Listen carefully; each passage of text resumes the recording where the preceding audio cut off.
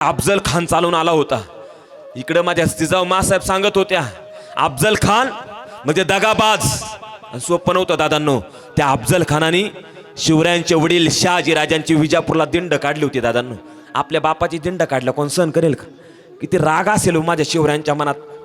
एवढंच नाही, सक्का भाऊ माझ्या शिवरायांचा मोठा भाऊ जिजाऊ साहेबांचे पहिले पुत्र संभाजी महाराज हे कनकगिरीच्या युद्धावर लढताना स्वतः अफजल खानाकडूनच काम करत होते, लढत होते आदिलशाहीकडून।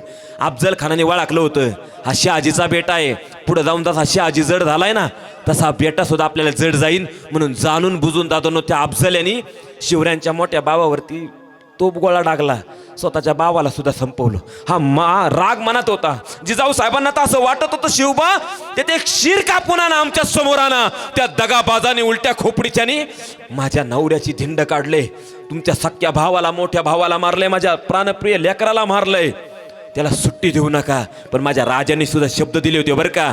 माझे राजे बोलून गेले त्या साहेब तुम्ही चिंता करू नका, जैशी प्रभू श्री रामास सारी पृथ्वी ओळखते ती रावणाचा वध करणारा म्हणून, जशी भगवान श्रीकृष्णास सारी पृथ्वी ओळखते ती कंसाचा वध करणारा म्हणून, साहेब अगदी तैसेच जिजाऊ पुत्र शिवाजी राजास सारी पृथ्वी ओळखेल की मायभूमी गाफील ठेवून तुडू पाहणाऱ्या अफजल खानाचा वध करणारा म्हणून।